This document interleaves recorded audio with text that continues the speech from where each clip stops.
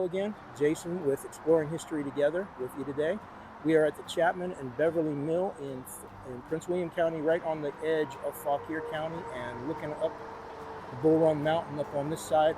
That's Route 66 behind me that you hear the cars whizzing by on. But today we have Taryn with the Virginia Outdoors Foundation, she is a staff member here that helps run this preserve and take care of the things that are in here. We're gonna visit up above the mill, several cemeteries up in here, and whatever other sites we can see. So I'm going to let Taryn tell you what it is she does for the foundation. Hi, like Jason said, my name is Taryn, and I am the preserve specialist here at the Virginia Outdoors Foundation Preserve at Bull Run Mountains. We have a small staff, small but mighty team of 3 people that run this entire 2,500 acre preserve. As preserve specialist, I do kind of a little bit of everything, whatever the preserve needs, but most of my days are spent liaising with our research fellows. We have any kind of scientists, we even have artists, we have cultural history fellows as well. I also do a lot of writing for the preserve, all our blog posts, grant applications, things like that. Then also assist with the natural resource management. So like I said, kind of a little bit of everything, and really excited to show you some of the cool sites we have here today. Fantastic, we are looking forward to it. And by the way, I'm gonna make sure to link the foundation's websites and social media in the description of this video too. So we're getting ready to head up that trail up there and into those woods, and we'll see what we're going to see. Here we go.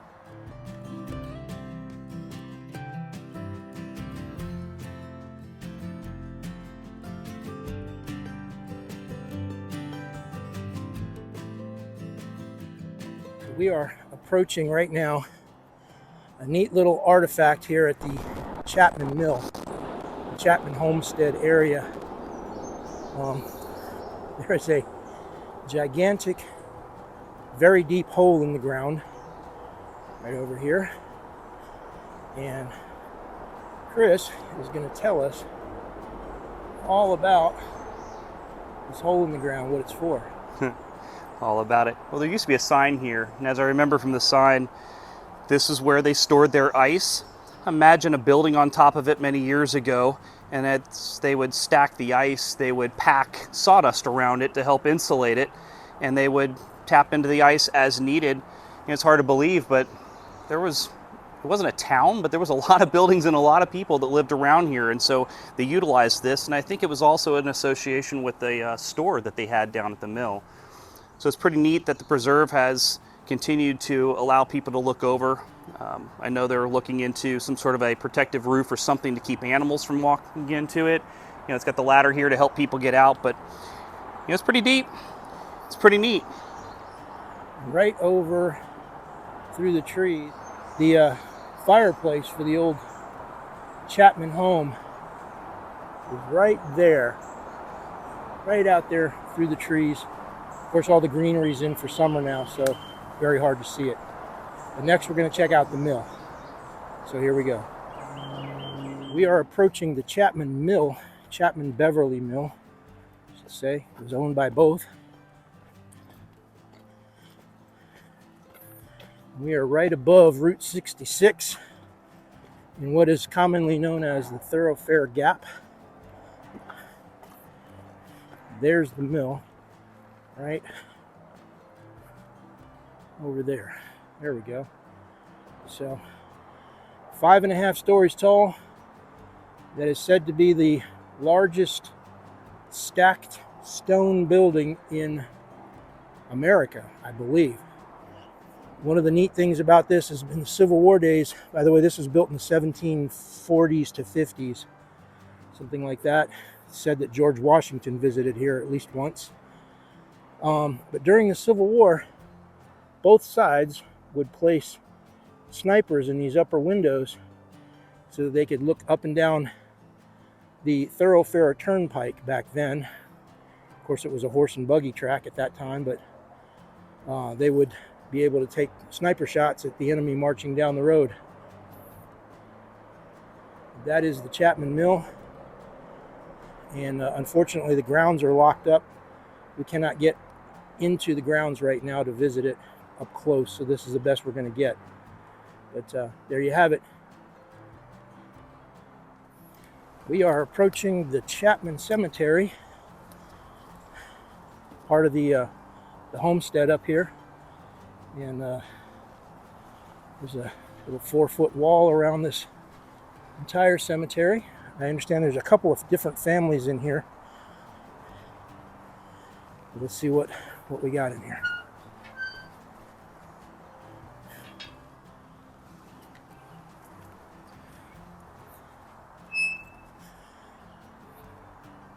Whole bunch of field stone type things. Some marked stones. So let's see what we got here.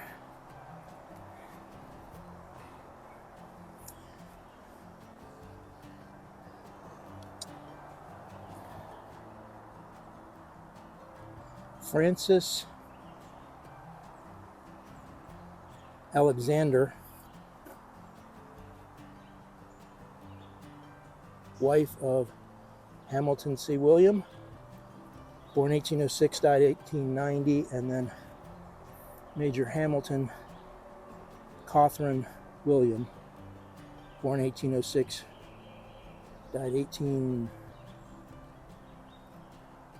Oh, golly, can't read that. 7-7 from this angle. 7-7, you think? Very possible.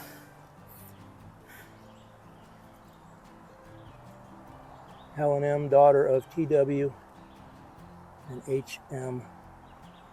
Swan, 1855-1856. Just a baby there.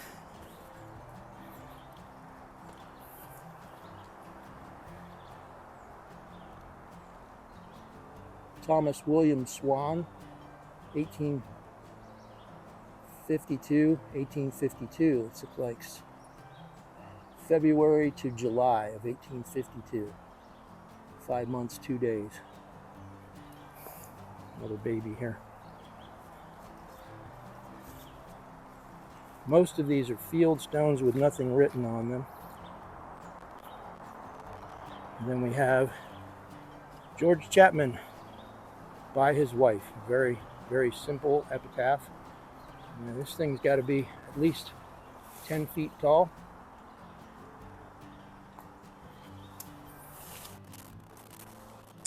And then here we have, to the memory of our dear mother, Susan Pearson, consort of George Chapman, born 1780, died April 1856.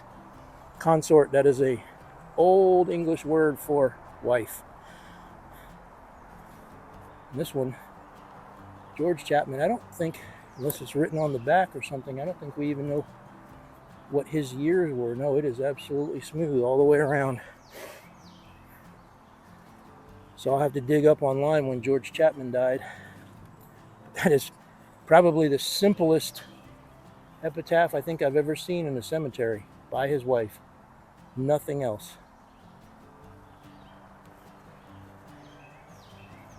So, I've heard also that there are some stones possibly outside the wall, so let's take a quick walk around. There is what appears to be a stone flat in the ground there.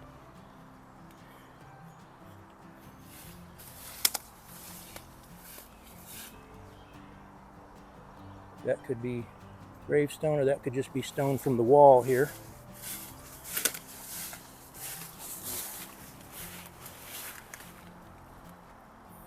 And that is what appears to be a cut stone right there.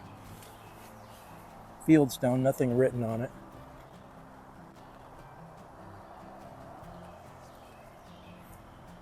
That's it. We're definitely in the middle of the jungle out here.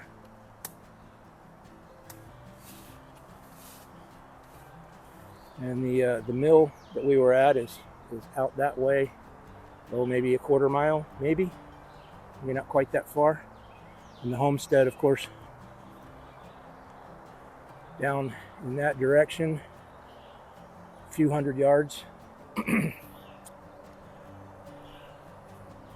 The Chapman Cemetery. Chris happened to spy this field stone out here right outside the wall. We couldn't see this from inside the wall, but there is that is very likely a grave site right there in the Chapman Cemetery. And then the one that I saw from inside would be this one right there. So we're looking at 10 feet apart maybe to that corner of the wall. There you go.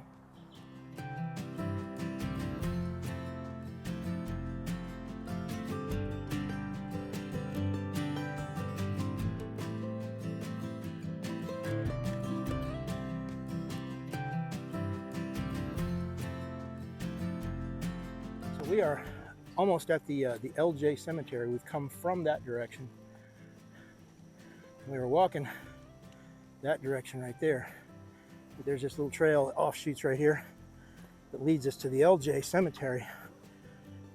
We're gonna go in here, see Taryn, who can tell us something about LJ. Yeah, absolutely. So we're here at the LJ Cemetery, formerly known as Laughing Jack. And that was just because we found this stone over here, which, as you can see, has a rough-hewn L and a J in it. And at the time, people didn't know what that meant, so they just called it Laughing Jack. Eventually, we were able to figure out that there was a family living here by the surname of Jones, and they had some various people, fathers and sons and brothers, who had L's for names. So we're fairly certain that this is now what we're calling the Jones Cemetery. So we think Jones family members, potentially anyone else associated with them, and we're not too far from a home site that we believe may also be associated with the Jones. So this is an ongoing area of archaeological, I say excavation, but not literal excavation, because we are on a preserve. But in terms of figuring out through the use of records and at least how the land looks on the surface and any artifacts and, like I said, home sites we can find to give us clues. But we believe this is the Jones family cemetery, and that is based on, again, both the LJ marker and also the close location of the Jones home site that goes along with records that we found of that family. What is the year on that LJ stone? I thought there was one there. I think there is. Let's see. Oh, it's kind of hard to read. I think, what is it? 1857? Could be right. Yeah. So pre-Civil War, just barely. Try shining this on it. Yeah, light always helps. Throw a little light on from the side, put some angle on it. Does look like a 7. 7, yeah. And so. then 5, 1857. So whoever LJ was, and we have some idea that it wasn't the father LJ. I believe he was buried somewhere else, and we have a record of that, so we think it may have been one of his sons. There's a few more stones, field stones out there. I'm sure there's several in here overgrown in the Yes, high it's grass super stuff, overgrown here with this invasive Japanese stilt grass. Thought I saw, yeah. But yeah, if you walk around, you'll start to notice a number. And again, these are these rough-hewn field stones that are just from here, from the mountain, and brought in and dug in to stake up. And there's also a number of other stones that have probably fallen over in time. So there's a good number of graves just sort of sprinkled throughout here. Now, we discovered that the Poplar, what we know is now is the Poplar Cemetery. Which direction is that? Yeah, This direction. Right, kind of over, So, and then on one of the maps we found two cemeteries that basically had the same coordinates on the map, but we've learned that wasn't quite the truth. And somewhere 100, 150 yards out that direction is the Poplar Cemetery, also called East End at this point, because of old records, old history, something of that nature. But everything is always, we're always learning something new. So, if we can learn any information about that. We also understand that back up the mountainside behind us, I think, is another cemetery also referred to as LJ, and I'd like to get up there and try to find out why that one is. yeah, we're not sure if that's just a mistake in the mapping, or if there is really another LJ stone, maybe another Jones cemetery. We're not sure yet, so we're really interested to find out. Chris and I are going to try and figure that one out in an upcoming video at some point. All right, moving on. What's next? Quorum House? Quorum House. Quorum House. We're going to check that out. Here we go.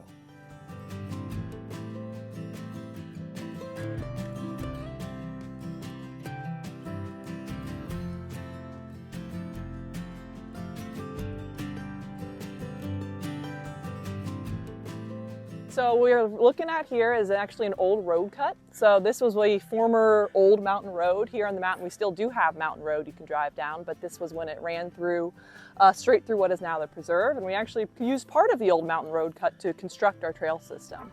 But as you can see, so this was built I mean, at least in the early 1800s, if not earlier. And still, quite followable today. You can walk that all the way to the new mountain road. As long as you make it difficult, but not impossible. Yes. So down in here we have a...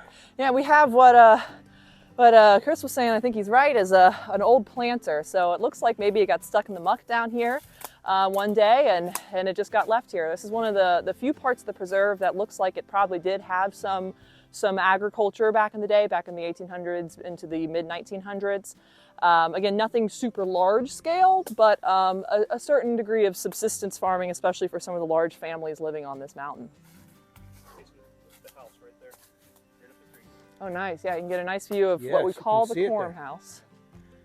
We are headed right up there to the Corum house. What it's called the Corum house, but I'll let Taryn tell us why or why that may not be the case. So here we go.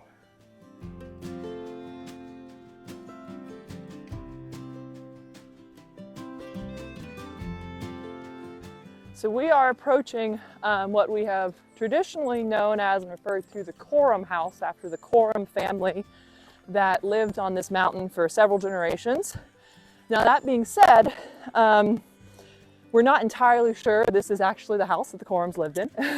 That's sort of the folk knowledge that we have. But this house has actually got a lot of mystery to it. So if you come and take a look at it, you can tell from the different kinds of wood and actually the different kinds of nails that it was constructed 2 different periods.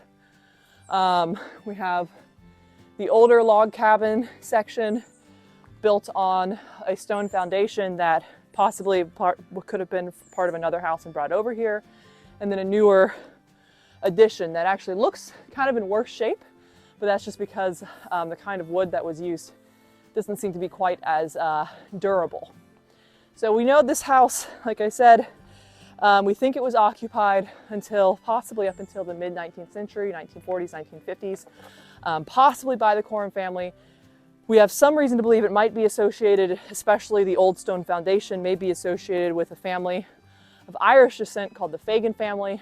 We're pretty close to the Fagan family cemetery as well. So we think that perhaps this could have been originally their home site and then built on and added to by other families, potentially including the Corums.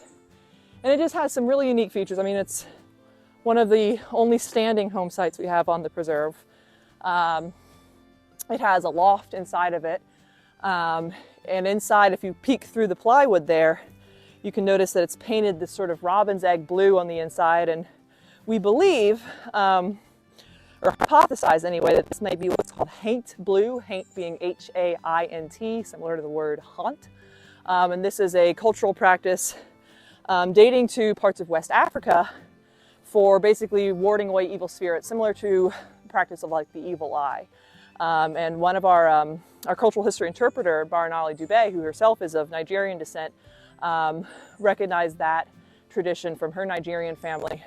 And it's quite common throughout the American South as sort of a cultural remnant of people who were descended from people from West Africa and brought over, unfortunately, to be enslaved. So lots of interesting questions here. Research is ongoing to try to figure out, using both archives and looking at the physical structure, of who exactly lived here and who when. And currently it is actually still occupied. We have a pair of nesting black vultures who are raising their 2 chicks in here, and they are here this year, they were here last year, and it's very important to keep them safe. They are a federally protected bird species, and we're really happy to have them. That is awesome. And so I didn't catch if you said, is there an idea of when this was built? Approximated? Or? Yeah, I mean, that's every time I ask our associate archaeologist that, he kind of gives me the but like I said, we think it was definitely built in different parts. These stones and this stone foundation could be as old as 1700s when the Fagans were here. This probably 18, maybe early 1900s, and then this a little bit later on. And Patrick and other people are able to determine that by looking at the kinds of nails. I'm not an expert on that, but there are different kinds of nails throughout this structure that are from different time periods. Now, Sure. that's not 100%, of course, because you know, they could just be adding something later and using new nails, but the structure is much older, or they could even find old nails, you know, and reuse them. Right. But it does give us some idea of at least a range of how long this house has been around. So possibly in some form as early as the 1700s, but in a form like this, definitely early 1900s. That's awesome. I'm going to try and slip around the back and see if I can get a nice view of the back side of it. Yeah, I'm gonna grab this trash here. It's pretty well wrapped in the jungle here, so we'll do our best.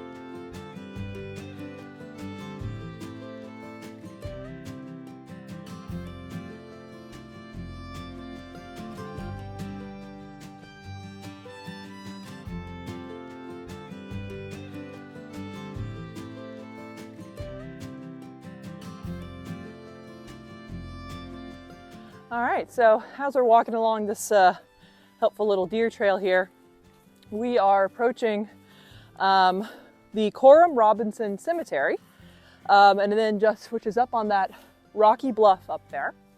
And then in this sort of valley beneath the bluff, this is the former area of the Hampton Cole homestead, and then later on the Robinson homestead.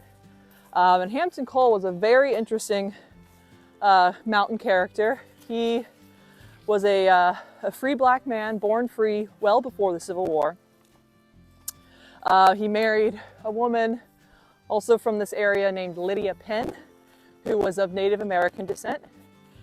And together they started a family and purchased about 14 acres right in this area to start their homestead.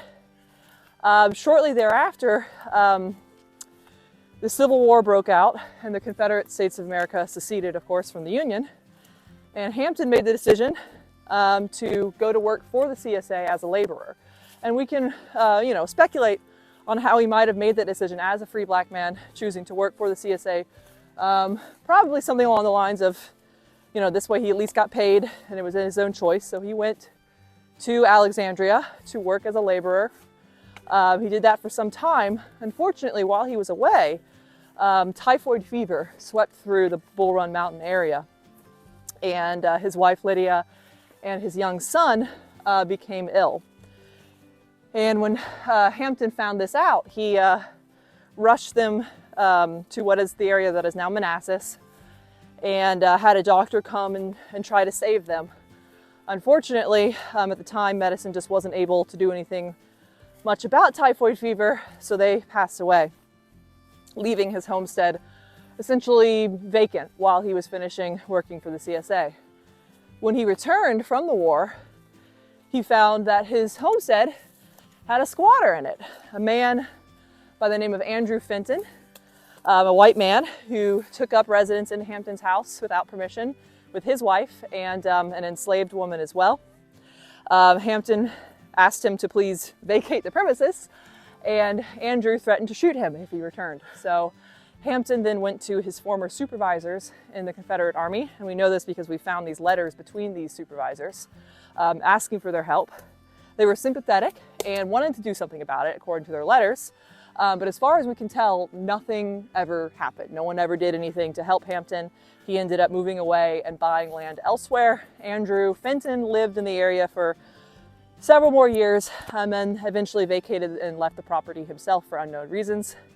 And then sometime after that, another free black family, the Robinsons, came in and took over the property and the land. And that is why the cemetery up here is called the Corum Robinson Cemetery, because the Corums and Robinsons were closely related through marriage.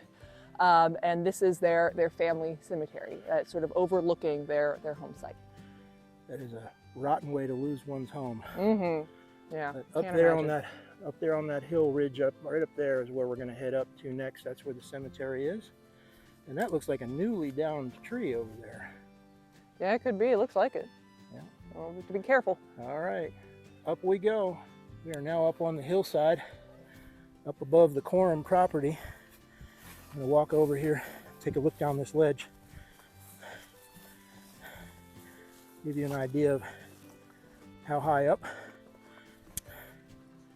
So way down there is the flat land down there, and we are up on this bluff up above it. That would be the cemetery up ahead. So we are coming in now to the Corum Robinson Cemetery. So like Jason showed you, this is at the top of a bluff with just a stunning view of the valley below, especially if you consider at the time people started burying their loved ones here, you know, a lot of these trees weren't here, so you had a really straight view on. Few interesting things about this cemetery. As you can see, we have, again, this sort of simple field stone from right here on the mountain, literally probably quarried right from the side of this, from this bluff, as we have evidence of quarrying here. We don't really have inscriptions, anything like that. These white flags you might see scattered throughout are marking grave sites, headstones and footstones. And from the size of the stones, and assuming the larger ones are the headstones and the smaller ones are the footstones, this cemetery is somewhat unique in that it is west facing. Often cemeteries, not always, but often they're east facing. Right. And we think in this case it's probably, again, so they can kind of overlook their descendants where their homestead site would have been. Now this cemetery was in use up through the 1900s. We know for a fact we have descendants of people who are laid to rest here, who we've been able to visit this cemetery with, and they were actually able to identify a site, for instance, where their mother, who unfortunately passed very young in the early 1900s, was buried. That's nice. So we're hoping to continue working with the descendants of this family, the Corums and the Robinsons, to make sure we keep this place safe and protected, and that the people who are laid to rest here can be at peace forever, overlooking their descendants. It is always nice when you still have a living relative who can talk about something like this. Yes, it's very powerful. So this one on the left is the yes, young this mother? is the one that our descendant that we brought up here identified as she believed to be belonging to her mother. And these sort of depressions, there's a few different potential explanations for it. One could just be a natural part, you know, with the simple wood coffins as they break down, you know, the ground falls in. Sure. It is also possible, and this is why it's really important that we keep this site safe. Sometimes people mistakenly think that these are Civil War cemeteries, and there are some people out there who want artifacts, you know, that were buried with Right. Civil War soldiers. So they'll go very illegally and very disrespectfully Yeah. looking for such graves to rob. And so it's possible that somebody may have thought this was one of those, and then once they got in there, they kind of realized that was not the case. We really hope not, because again, it would be very disrespectful, but that's one of the reasons it's very important that we keep these sites protected by keeping it as state property and making sure that no one is able to harm them. We keep cameras on our cemeteries as well for the same reason. Absolutely, good security. Grave robbery was definitely a thing in the 1800s, 1700s, but not so much in the 1900s. But it is still out there. There are still people who do it. I've definitely seen examples of it online, things like that. Sick people in this world, Yep. but let the dead rest. Let them rest. You know, leave them alone. And this is a beautiful place to rest. It's one of my favorite sites in the preserve. It's very Let me give quiet. you the view from the back side of this here. So this is the way that the headstones would have been looking down over that, And they're overlooking Catlett's over the bluff Branch, there, the right creek. over. We'll walk right up to that edge here.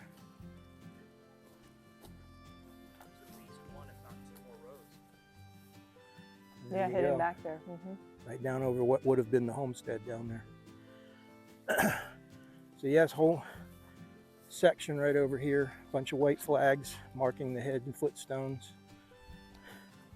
Right up to the edge of the cliff where it seems to be sliding away. Yeah, and it's possible we may have lost some graves. You know, we don't know exactly how long, you know, it's been eroding like that. Yeah. Well, that is the Corum Cemetery. Thank you for that explanation. Very good stuff. Glad to have this information online. And if any of these folks are your family and you're watching this video, let us know. Let us know if your family is here.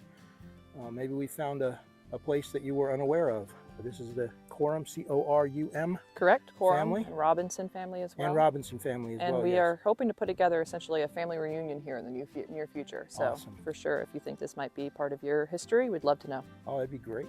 Yep. All right, off we go.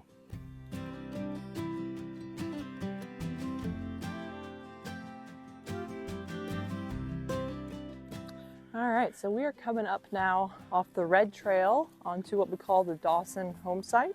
So this is, we believe, associated with the Dawson family, which has the cemetery we're going to visit in just a moment, pretty much right across the trail from it.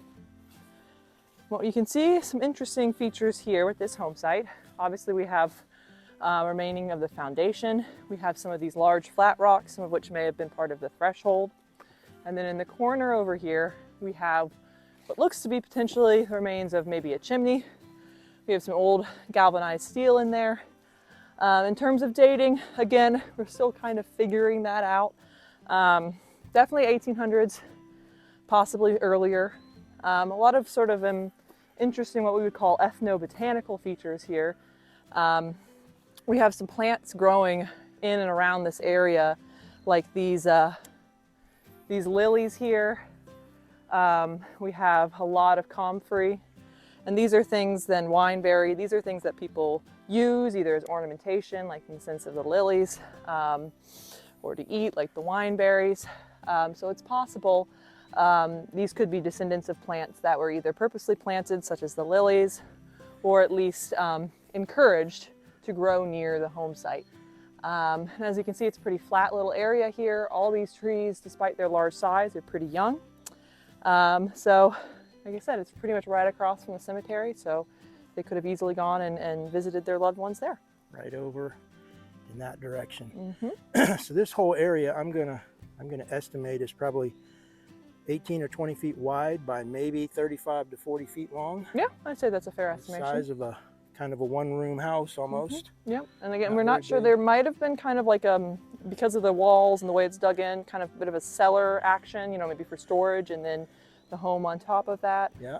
potentially the chimney. So, yeah, a nice little structure. Well, Dawson Homestead, and we're going to visit their cemetery right over in that direction right now. Here we go.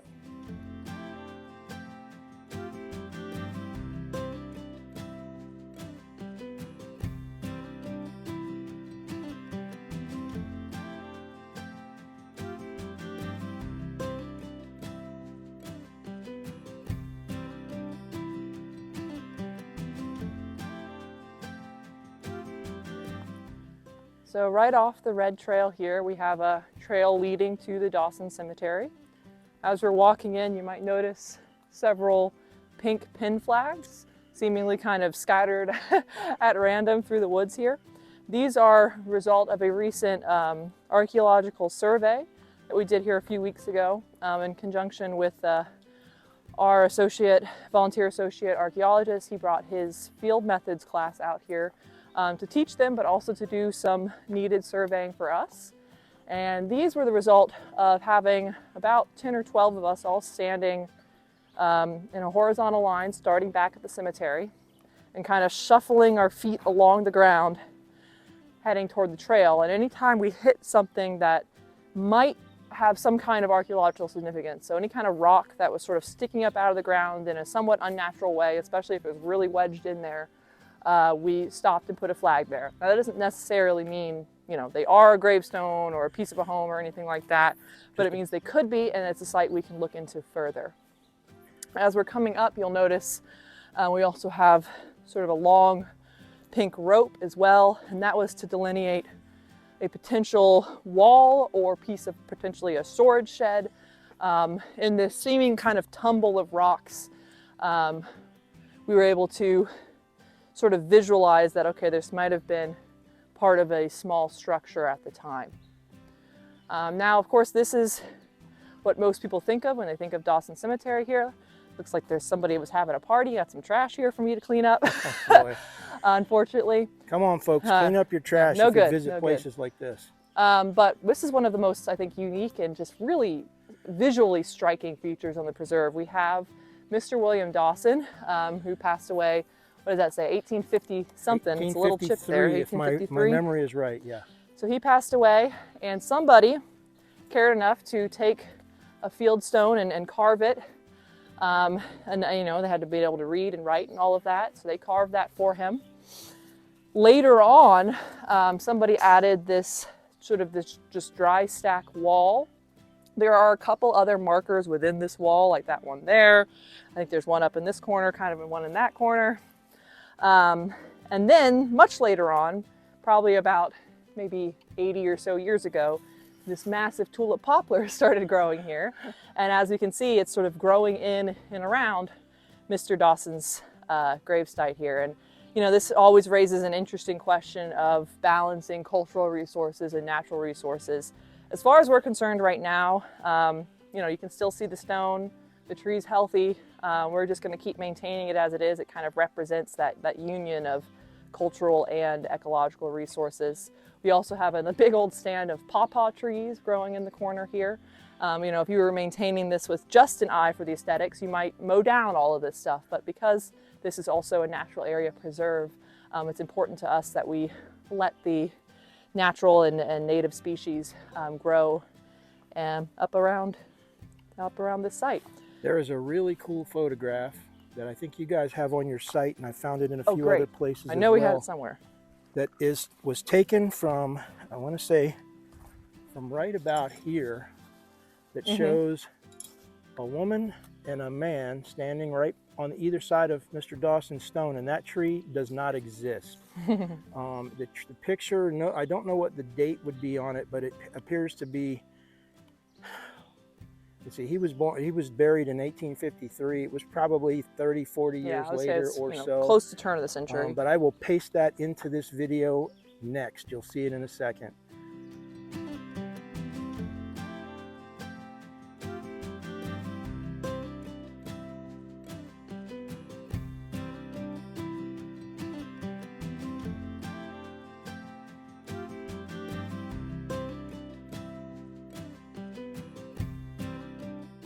Another interesting thing to note about the Dawson site, like I said, this wall was built around these stones, but the actual cemetery and burial site extends all the way down this sort of land peninsula.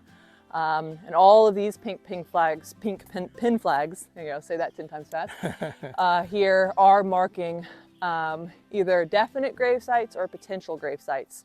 And one of the projects we were doing with our archaeology class was we actually had a map sometime from the mid-1900s, I want to say maybe 1940s, that was developed by a group of Boy Scouts when they went out and visited the mountain.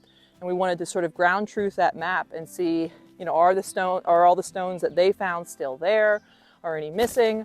Are we noticing any that aren't on their map? And the results, as I understand, is that we pretty much found exactly what they found. So that's a good sign that we have an idea of all the burial sites here. Don't exactly know who everyone is, of course. We assume, you know, possibly Dawson relatives and affiliates, but just based on the fact that, you know, the one head site that has an inscription does say Mr. Dawson. Yeah. But there could be potentially all types of different people buried here. And that's just something we're gonna have to continue to figure out. This seems to be a prime spot for a cemetery. Whoever was the first one to think of putting somebody here, putting people here, you're on a 3-sided cliff. It drops off on that side and all the way around us here. Let me see if I can get back to the furthest point here. And then you've got kind of this walkway up that way where all these burials are, and the land drops off on either side very steeply and a long way down, especially on my, well, either side actually. Yeah. Probably a good 100 feet down there on a very steep walled cliff. But lots of people in here in this place, but the thing was they never had to worry about flooding in here, I'm sure. Not a problem. But this is the Dawson Cemetery, known as, since Mr. Dawson is the only one with a marked stone. And I think we have something like 30 to 40 graves, something like that. So, pretty sizable.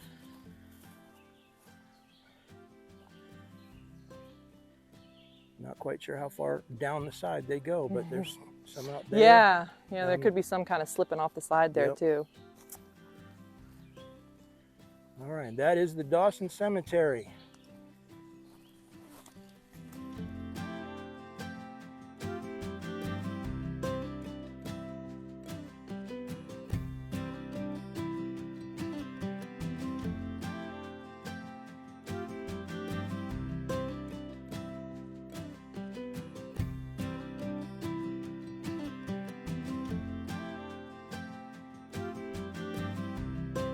So we are at the end of our travel, and we have just come out of the woods there. Everybody's hot, sweaty. Taryn, thank you very much for your time today and for leading us on that tour. So thank you all so much. We were really excited if you watch this video all the way through, and hopefully that means you're pumped to come out here and check out some of these cemeteries and sites yourself. Please do follow us on Facebook. We are VOF's Preserve at Bull Run Mountains. We're also on Instagram at Bull Run Mountains. We do host guided hikes. A lot of them are history-based, some are natural history. Whatever you're interested in, we probably have something going on for you. So please follow us there and keep in touch. Right on. Thank you very much. Thank you. And please do go and visit their websites, their Facebook page, give a like over there. If they've got a YouTube, I'll send that as well. I'm going to put all the links that Taryn sends me onto the description area of this video. So thanks for watching. Until the next time, y'all have a great day.